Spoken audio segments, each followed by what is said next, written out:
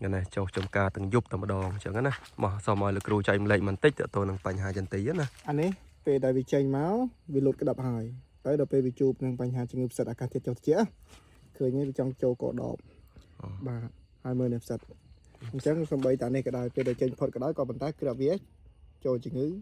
đầu về chừng bành chừng ngữ tới về chia đại chứ bà mình hái cá về đại vị chanh là về nắng về năng kìm có bàn tay về năng lốt có bụi cà mày nhớ nè cái này cái bà chẳng về là cho chừng ngữ sạch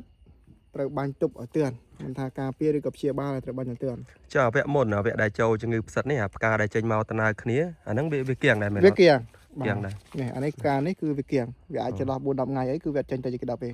តែដល់ពេលបាញ់មកនេះគេដល់ពេលបាញ់មកចាប់ដើមនេះចេញមកហើយចាប់ដើមចេញក្តាប់ហើយ chập đam បាទ rịch lỗ này ôn lụt cái đập này លោតហើយលោតហើយ mà chập chập mà chập nè mà ở dưới នេះក្តាប់នេះ mơ khơi ôn nó khơi ក្តាប់ចាប់ដើមលោតមកហើយ chập đam lửa đấy tụm chênh cái đói này vẽ còi អានេះចេញវាក្រោយ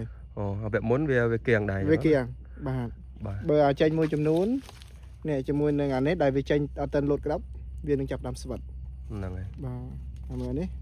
ដល់ពេលខ្លះមួយចំនួនគ្រីមមកវាគ្រីមលោតចេញសាត់ថ្មីហើយ អានេះបើសិនជាយើងបាញ់ប៉នបាញ់ពៅអីវាលោតអាចនឹងការរិចល្អចាយទៅលក្ខណៈមកសាត់ថ្មីទៀតអត់មើលទៅ បាននេះព្រោះវាចេញមកតានេះ អូនេះ បាទបើសិនជាយើងបាញ់ប៉នដោយសបោទៅអកម៉ូនវានឹងសបោដោយផ្កាមេអញ្ចឹងណាបាទតែកាលណាសបោផ្កាមេវាសបោក្តាប់ហើយ បាទអាហ្នឹងវាជ្រុះអមសានេះ ជ្រុះអមសា អញ្ចឹងណា បាទ អានេះមានន័យថាផ្កាកំពុំនេះមកក្រោយទៀតមែនទេ ផ្កាក្រោយផ្កាវគ្គ2 ផ្កាវគ្គ2ណាបាទអញ្ចឹងសម្រាប់បងដែលបានរើសម៉ាសារួចហើយកុំតិនអស់សង្ឃឹមណាបាទយើងបាញ់ប៉នចូលមកអកម៉ូននេះឃើញនេះផ្កាកំពុំមកក្រោយនេះអាហ្នឹងសិតតែផ្កាបាទដែលត្រូវអាចបង្កាត់ក្បាលរួចក្តាប់មកទៀតហើយអញ្ចឹងណាបញ្ជាក់នេះបាទកុំតិនអស់សង្ឃឹមបាទយកខ្លីទៅតែបាញ់គឺវាគាត់ថាវាមិនតែកោមវារាអញ្ចឹងណា